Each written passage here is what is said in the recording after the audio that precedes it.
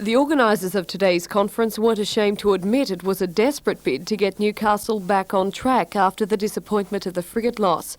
To add weight to that push, they called in some of the big names of industry and development to support key speaker Andrew Peacock.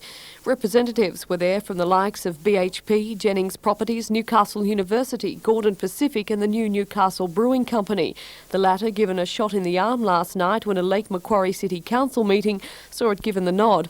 Director Michael Hill told the conference extensive research had proved Newcastle to have the right market and the right attitude to handle the rebirth of regional brewing.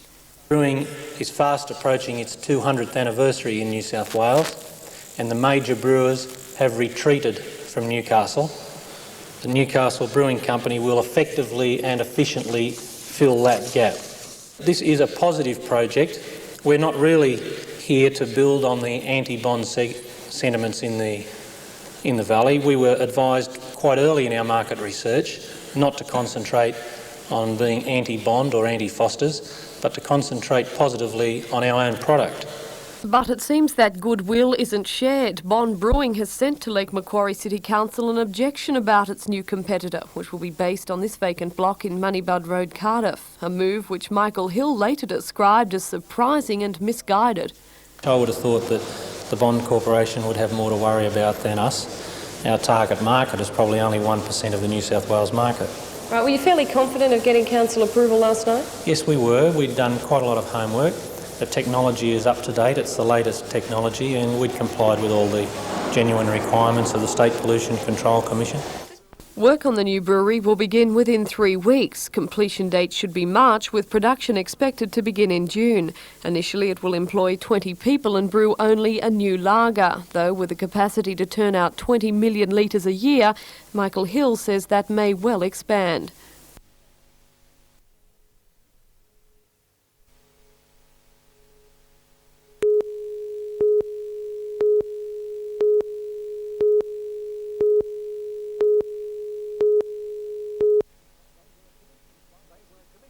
They were commissioned by the City Council to compile the study, the report of which runs to nearly 90 pages. 100 local companies were quizzed on their requirements for entry into the export field, and much of the data is based on those responses. What emerged is that overall costs must be reduced and much of the red tape cleared away. You achieve economies of scale by having a number of companies together. Bulk purchasing can be achieved for utilities. Rents and other inputs can be amortised over a much larger number of companies, and so you do get those economies of scale which help to reduce costs.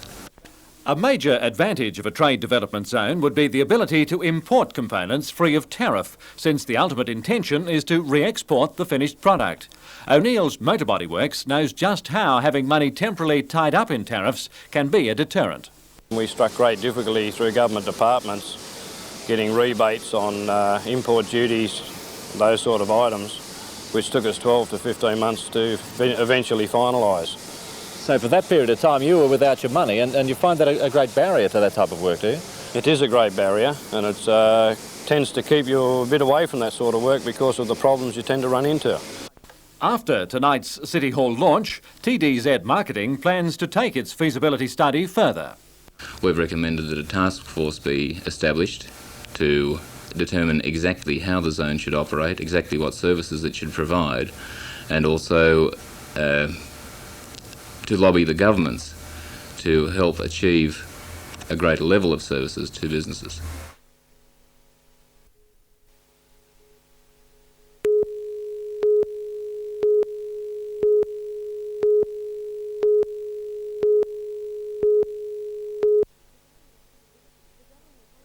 The government's inability to tear apart the opposition's economic action plan as promised had clearly given Andrew Peacock's confidence a badly needed boost, despite yet another poll, this time in the latest Bulletin magazine, showing the Liberal leader's approval rating to be alarmingly low. He was clearly confident about public acceptance for his new economic initiative. I believe that we're facing challenges generally, and that our plans for economic revival are the relevant ones as we run down to the 21st century. there's a fair degree of economic clout that is behind this package. This is not wish list stuff. This is firm commitments based on rational and realistic economic programs. Clearly, if there was one really bright spot in the strategy in Mr Peacock's eyes, it was the promised tax cuts. Several times he referred to what they would do for worker incentive. And those people out in the workforce have got to be given some taxation relief to give them the incentive to go on. And in accompanying the incentives to work more must be the incentives to save and to invest. And you'll have a vastly different Australia over the course of the next few years if you allow us to put those reforms in place. There was also a blast for the government over the pilots dispute. According to the opposition leader, Bob Hawke was destroying Australian tourism by offering support to the airlines. If you wanted to end the dispute, you could end it today by simply saying, we own Australian Airlines, we're going to direct you to enter in negotiations and test out whether these pilots will go straight back to work and enter into the voluntary contracts. In his speech, Mr Peacock made no reference to the frigate decision. In question time, though, the matter was raised, but there was no answers and no sympathy from the opposition leader. Instead, just confessed ignorance. Well, I mean, you've got to ask the government. They've got to justify their figures. They just don't brief us. They just don't brief us at all.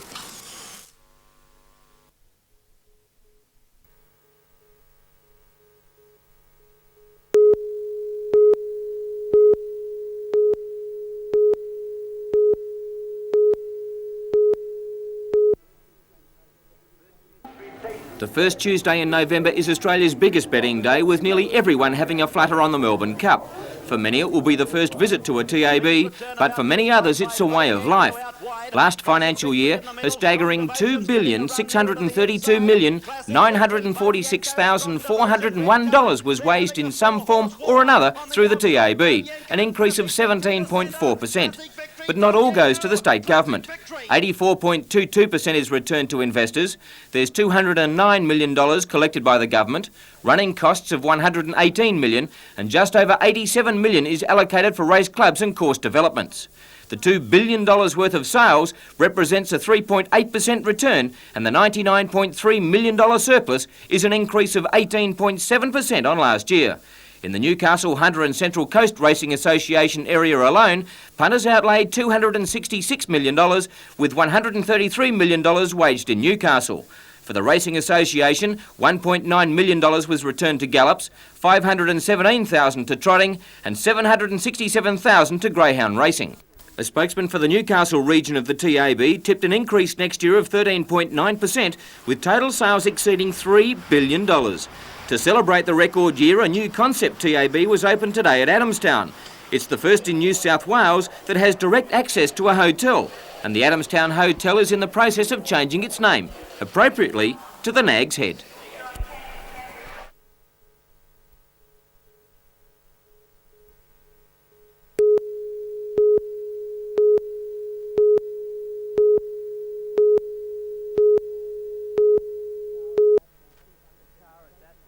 The car at Datsun 200B station wagon was being driven north along Robert Street when the driver appeared to lose control. Two plumbers working nearby said they saw the car mount the gutter. Because I could see he wasn't looking, I've yelled out to try to get his attention back onto the road and nothing happened, he just sort of kept veering off the road. The car smashed through a fence, breaking a water pipe before slamming into this tree. Hit the tree at full impact in excess of 80 kilometres an hour. The vehicle was spun around. Some work people across the road rendered assistance, but the driver appeared to be was deceased a short time later. Police have confirmed the driver suffered from epilepsy and believe he may have had an attack just before the crash. Peter Ryan, NBN News.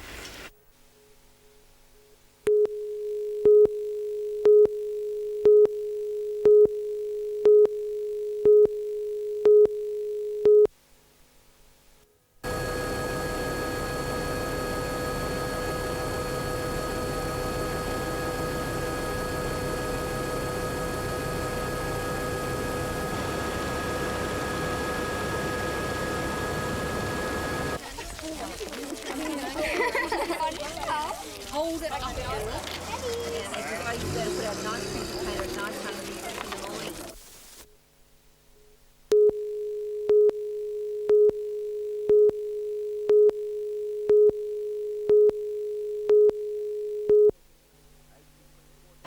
Aged between 14 and 18, 12 boys and 12 girls will be selected from these trials to participate in the first coaching program conducted by the Hunter Academy of Sport.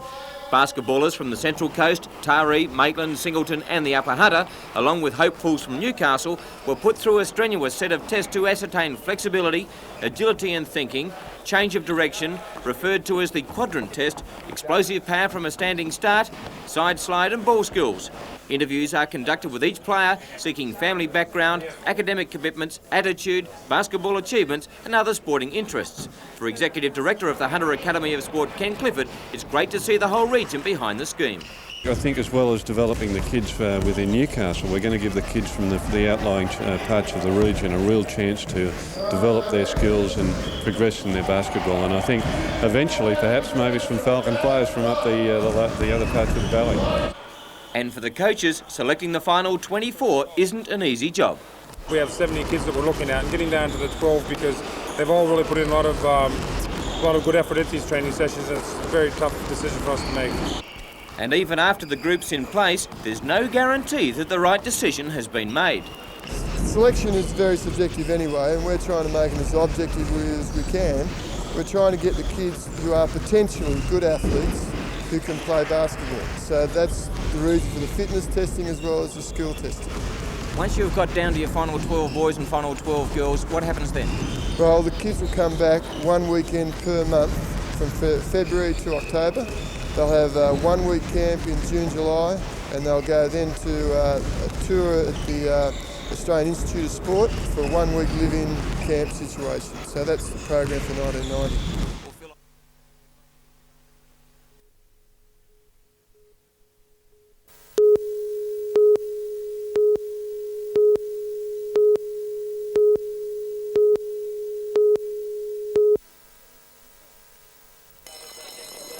It was the rebirth of harness racing in the Hunter. Long saddled with a showground paceway so small it was almost considered dangerous, Newcastle was at last able to show off a facility that even by world standards is exceptional. And pacing fans, both local and statewide, were there to share in the thrill. The track's key feature is its size, a whopping 940 metres around and 90 metres wide. It stands second only to the highly regarded Albion Park Paceway in Brisbane. It's the best track in New South Wales, and it just goes to show how good the track is. It's going to get quicker with when the track settles down. Oh, sensational! It's just sensational. The track. It's you know, I love driving on Albion Park over Brisbane, and this track's just as good. State Sports Minister Bob Rollins-Smith was there, his task to officially open the new track. But the main event of the night was the Foster's Invitation, and it drew a star-studded field including classy 5-year-old Rolliella. Rolliella in second spot is giving chase. He had a look around on TT Lodge. Rolliella's the danger on the outside. Here comes Rolly. Rolliella going to TT Lodge. A great finish coming up. Rolliella's powering at TT Lodge. He got there, Rolliella. Rolliella, what an outstanding performance.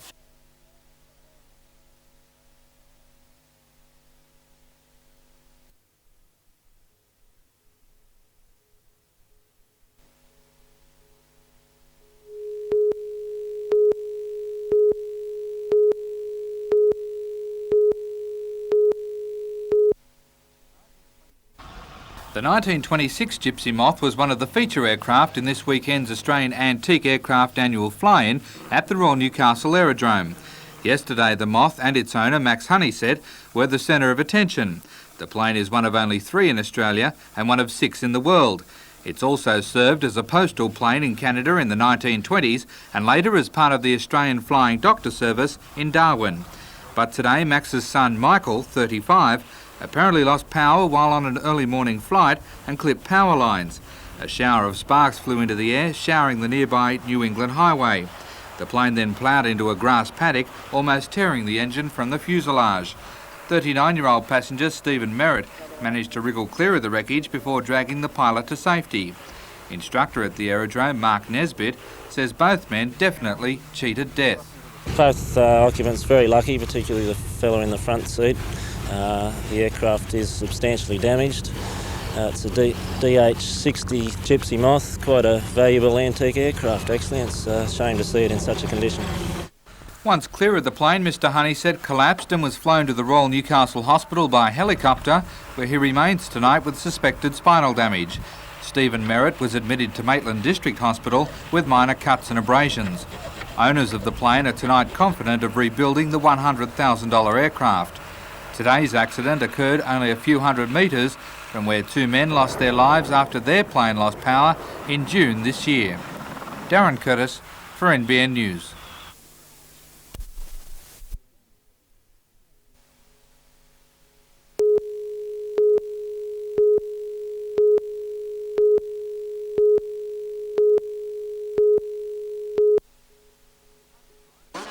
"200 riders from under 7s to under 16s revved up their bikes as part of the championships.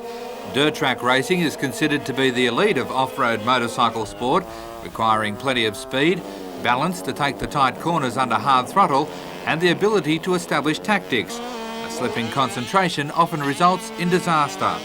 One of the stars of today's meeting was 7-year-old Brock Parks from the Maitland Club. Brock recently cleaned up the national championships in both the 50cc and 60cc categories. Still on two wheels, and Mike Rabbit reports on last night's Motordrome action. Solo Speedway bike fans who had been waiting for the return clash between Cessnock's Chris Watson and Englishman Sean Wilmot were disappointed last night as the pair turned on a scintillating performance.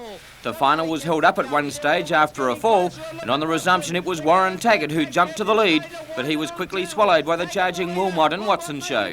However, it was the Englishman who went on to win a nail-biter from Taggart, with Watson having to be content with third. At the Waratah Golf Club today, a thrilling playoff for the WE Alexander Open. 32-year-old Maitland player Brian Reichel was up against 15-year-old Waratah golfer Lee McKechnie, and both turned on brilliant golf to be all square after 4 holes. On teeing off the final hole of the playoff, Reichel unleashed a massive drive which hit power lines, but he was able to play again without penalty. Then the 15-year-old McKechnie knocked his approach shot within feet of the flag, putting the pressure on Reichel. Reichel stepped up but was unable to make the putt. McKechnie coolly stepped up, made the birdie putt to win the WE Alexander Open at his home club.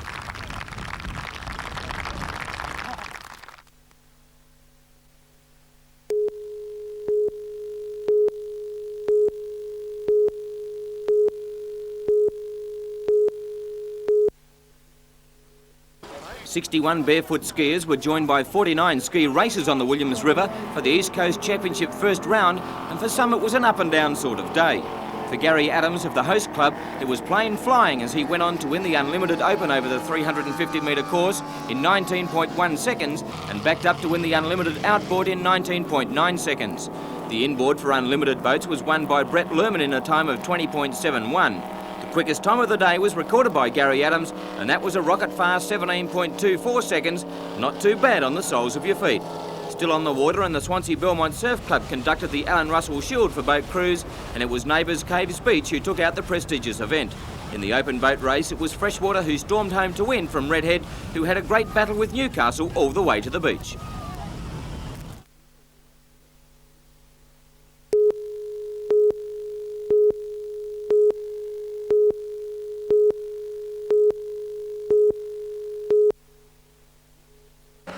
This was the scene that greeted the few public servants who did arrive for work at Newcastle's tax office this morning.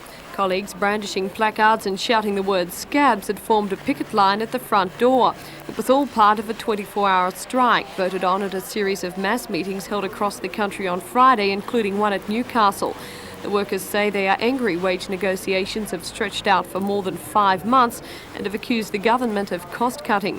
The walkout virtually crippled the tax office today. Very few services were operating, while 5 CES offices across the Newcastle area were closed as a result. However, telecom and post offices were unaffected.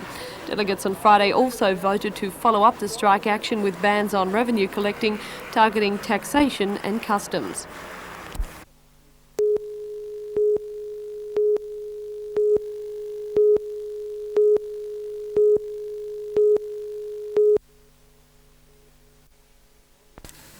The body of Dermot Pigeon was found at 7:15 yesterday morning, over 14 hours after he'd been locked alone in his cell for the night.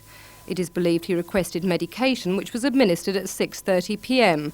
Evidence showed he died less than 3 hours later. According to the offices of Minister for Family and Community Services, Virginia Chadwick, Dermot and his legal aid advisor had asked for a move from Tamworth's Endeavour House. The move was authorised by a Tamworth magistrate and approved by Minister Virginia Chadwick. Although the Department for Corrective Services claimed it was not involved in any decisions, papers at the jail had Michael Yabsley's signature next to Virginia Chadwick's. And a spokesman for the Department of Family and Community Services in Tamworth said the decision to send Dermot to maximum security Maitland was made by Mr Yabsley. Dermot was serving 6 months detention on an assault charge and awaiting trial on another assault charge. Phil Stacey, Maitland Jail's new superintendent, who began work there today, said Dermot did not seem to be disturbed and had joined in sports there. Mr Stacey said Dermot had been put into A Wing, a normal discipline area, where prisoners who could be at risk were housed. He said there were 10 Aborigines in Maitland Jail and the atmosphere was now tense among prisoners. It was only last January here at Maitland Jail that another inmate committed suicide. But Dermot's death poses many questions that may not be answered until a coronial inquiry is held. First of all, why was he transferred to a maximum security jail? Why was he alone in his cell, contrary to recommendations of the Royal Commission into Aboriginal deaths in custody? And since it is not considered unusual for a juvenile to be held in a jail, how many other young people like Dermot remain in jails like this? Rebecca Skinner for NBN News.